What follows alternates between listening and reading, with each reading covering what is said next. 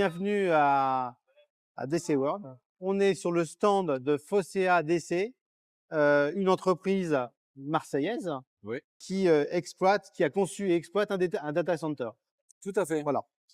Alors, avant effectivement de vous poser différentes questions, la première question c'est est-ce que vous pouvez présenter votre entreprise, présenter ce que vous faites? Tout à fait. Alors, on est une entreprise qui est récente, puisqu'on a ouvert notre premier data center en janvier 2025. D'accord. Ah oui, c'est pour ça. C'est très récent. Et on est dans un contexte un peu particulier à Marseille, où il y a une très forte demande de data center, du fait de l'arrivée des câbles sous-marins et beaucoup de demandes en capacité de colocation de data center. Mais il y a très peu d'offres. Il y a une offre historique qui est celle de Digital Realty, qui est le plus gros acteur sur Marseille, qui a pratiquement toute la capacité de data center sur Marseille, qui est un acteur américain. Et l'offre se résume pratiquement à ça. Il y a Frico qui a un petit site aussi depuis quelques années. Mais comparé à la place de Marseille dans le milieu des data centers, il y a très peu d'offres en termes de surface. D'accord. Il y a un déficit de foncier et de surface de data center. À titre de comparaison, Francfort, qui est un des top 5 des hubs dans le monde, a 100 hectares de data center. Marseille, qui est top 6, qui est 6e, a 5 hectares de data center. D'accord. Donc il y a un vrai déficit qui s'explique par la rapidité avec laquelle Marseille est devenu un des hubs mondiaux et du fait aussi que Marseille, c'est une cité qui a un contexte un peu compliqué entre d'un côté la mer, de l'autre côté la montagne, et au milieu un foncier qui est très en tension et un réseau électrique qui est très mal distribué au sein de la ville. Donc du coup, c'est pas très propice à l'implantation de gros bâtiments comme les data centers. D'accord. Et nous, on s'inscrit dans cette démarche, c'est-à-dire qu'on est un acteur local, donc marseillais, d'actionnariat souverain français, et on fait du data center dit edge, c'est-à-dire d'une puissance entre, je dirais, 3 et 12 MW maximum. D'accord. On n'est pas sur du hyperscaler du tout, et on est sur du data center de proximité. D'accord. Ok. Donc Voilà le positionnement de... c'est du data center edge avec des clients qui sont locaux. Voilà, alors on a des clients locaux mais pas que, parce qu'en D'accord. fait les seuls clients qu'on ne peut pas adresser c'est les très gros clients multinationaux, les GAFAM comme on les appelle.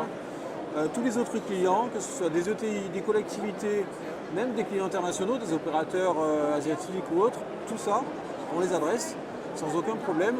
Et on a une offre qui est complémentaire aux géants américains, qui est 10 fois plus gros que nous, et qui est déjà en place, mais qui a une position de monopole. Donc là, on développe une offre parallèle. D'accord. Alors, votre data center, il est particulier.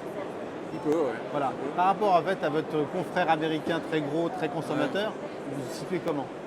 Alors, il est beaucoup plus petit, déjà. À quelle surface à peu près? Alors nous, notre premier data center fait 1700 mètres carrés. D'accord. Pour donner un ordre d'idée, c'est un ancien entrepôt logistique. Donc déjà, l'ADN de Fosséa DC, c'est de ne faire que de la réhabilitation de foncier. On D'accord. ne va pas construire du neuf. On n'est que sur des projets où on a un bâtiment qu'on nous propose qui coche pas mal de cases, on a beaucoup de contraintes. Donc le cahier des charges d'un data center, il y a pas mal de contraintes.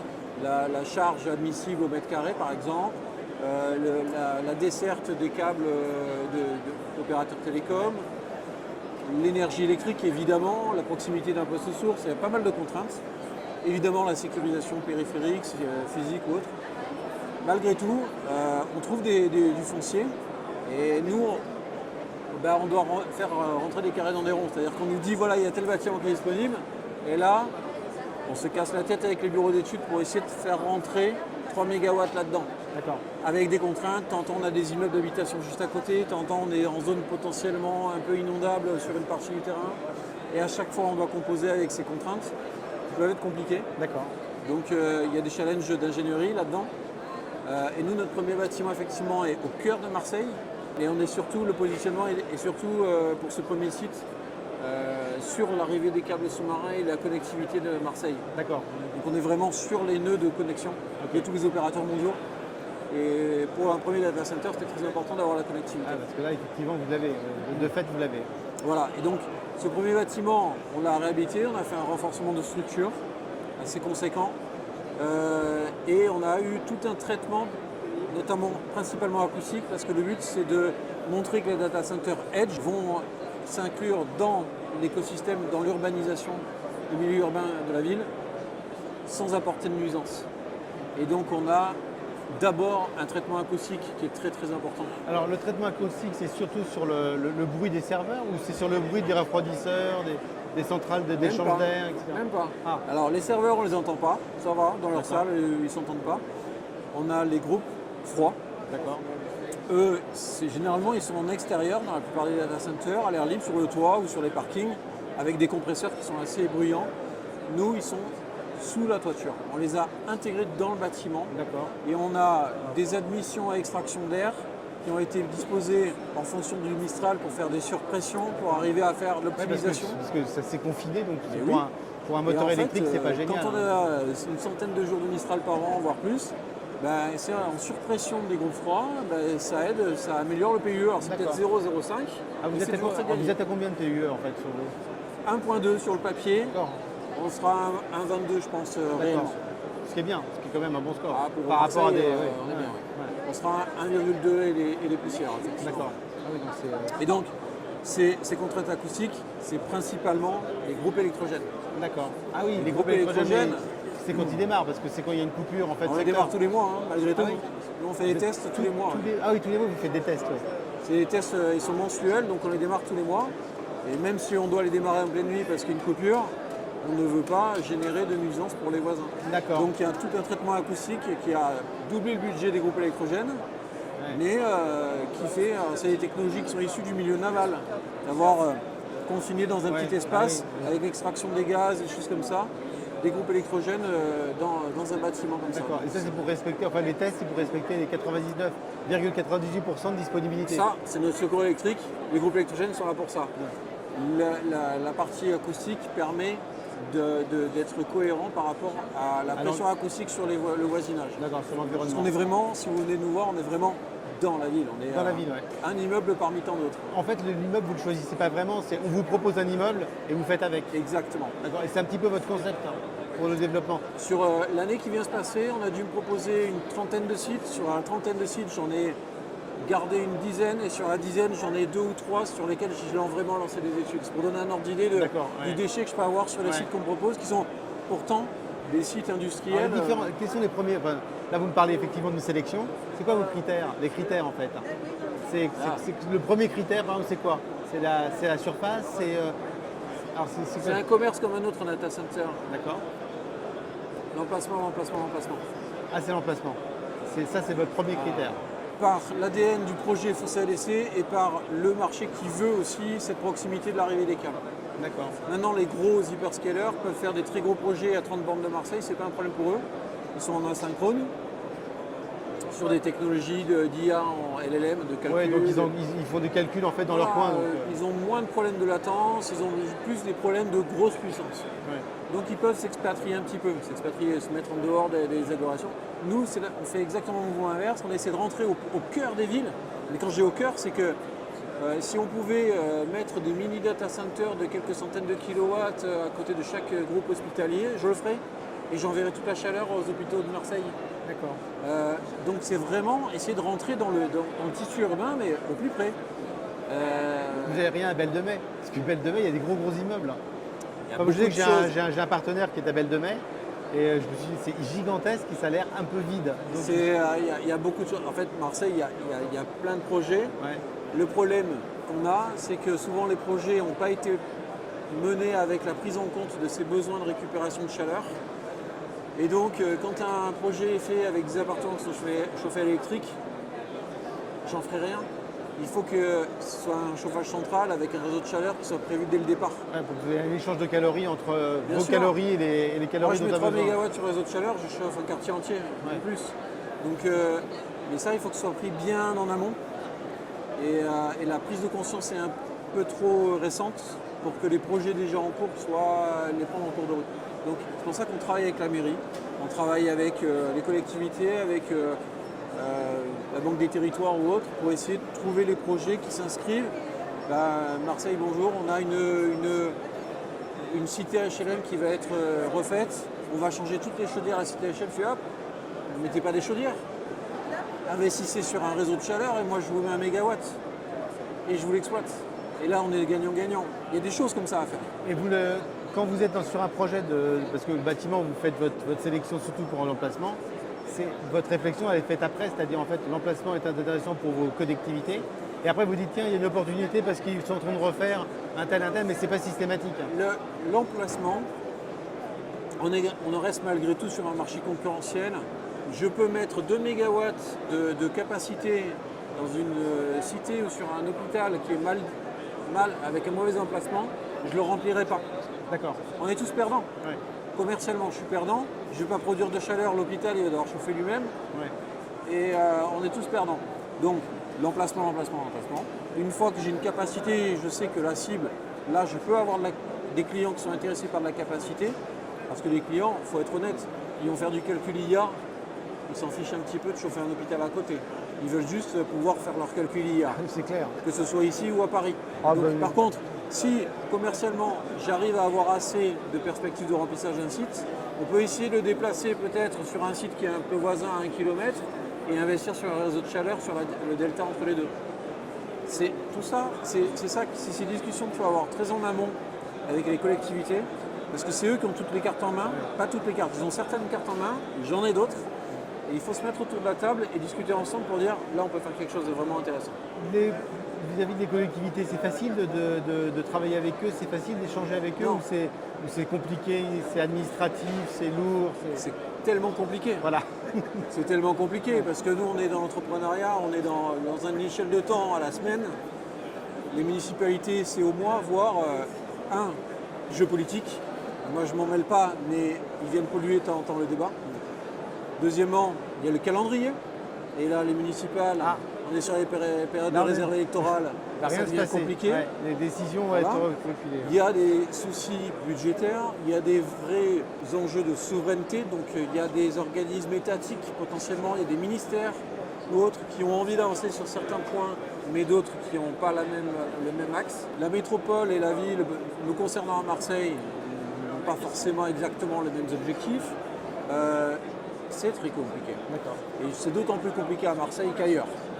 Et d'ailleurs, mes amis et néanmoins concurrents qui font aussi du hedge, on parlera tout à l'heure avec Louis Letix ou d'autres.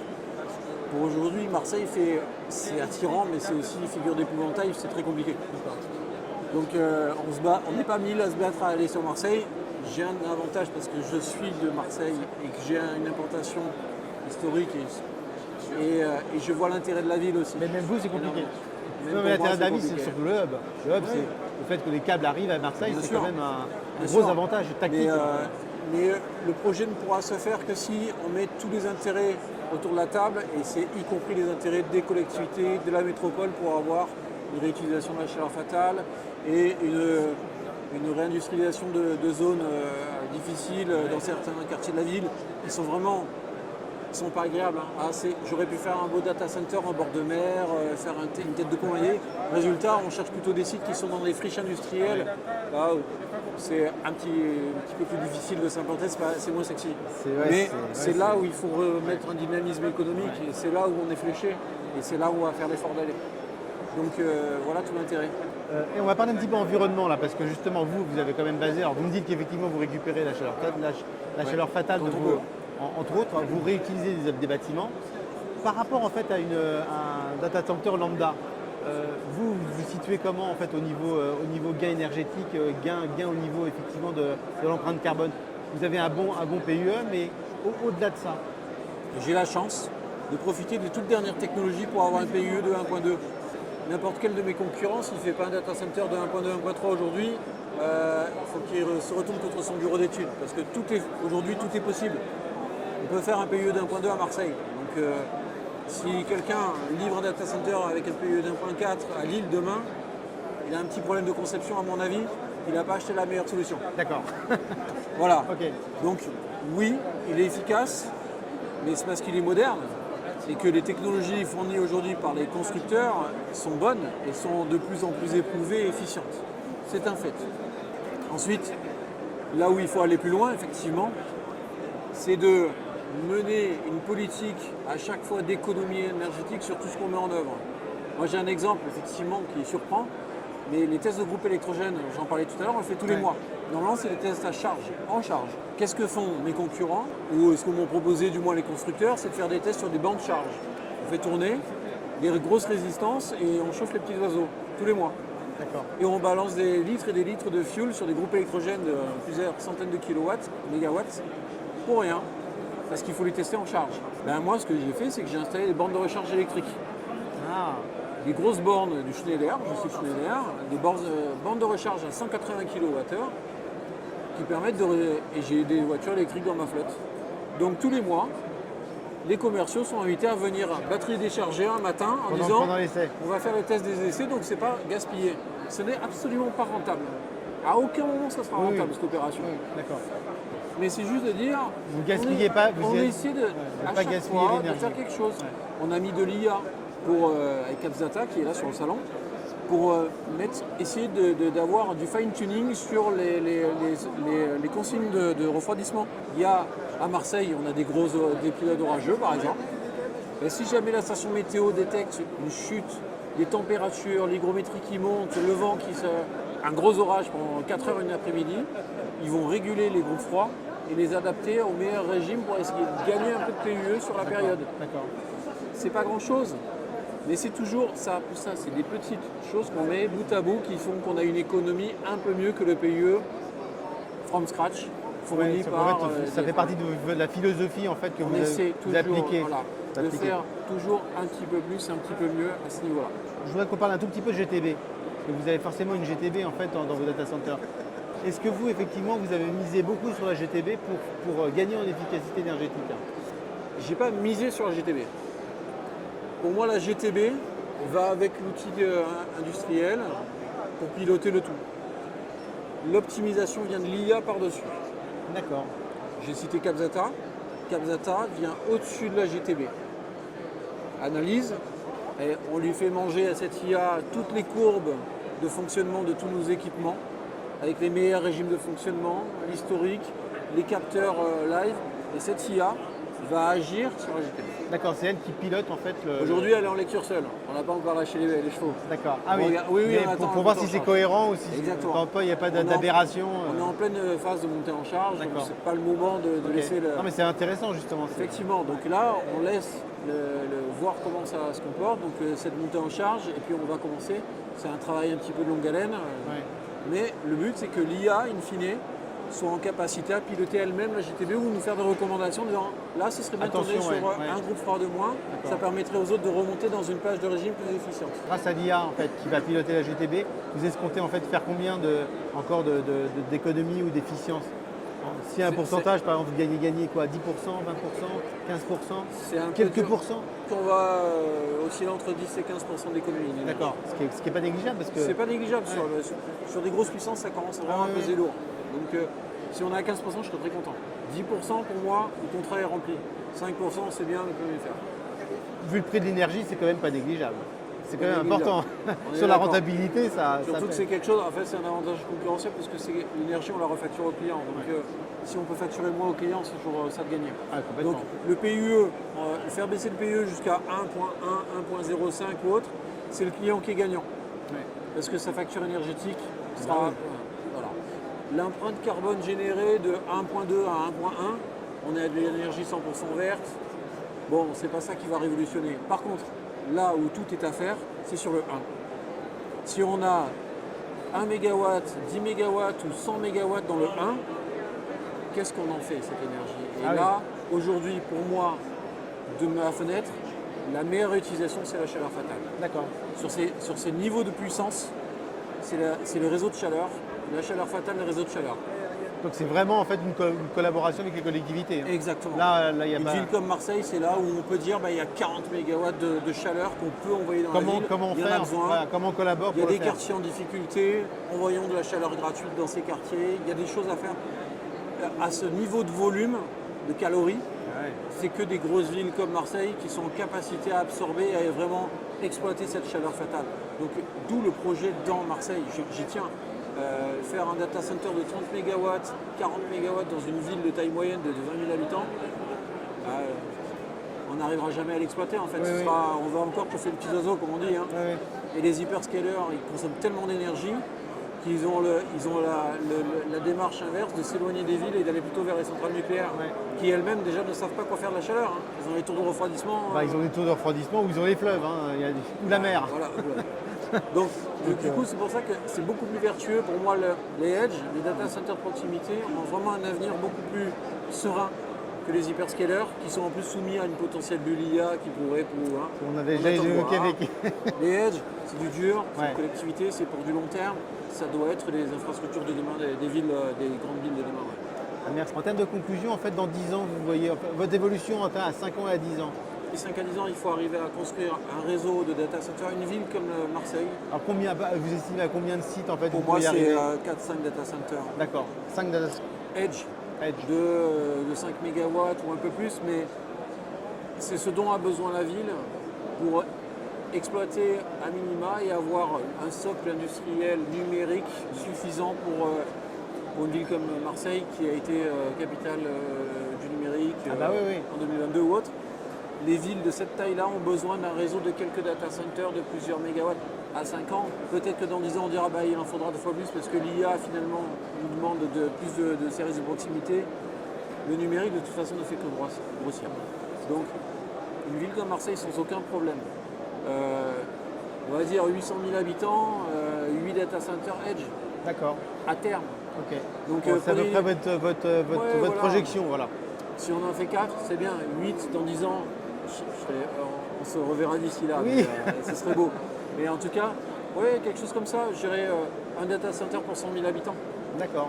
Ok. Bon, bah, écoutez, je vous remercie beaucoup de nous avoir consacré ce temps et Avec plaisir. avec cette discussion passionnante. Donc merci beaucoup. Merci.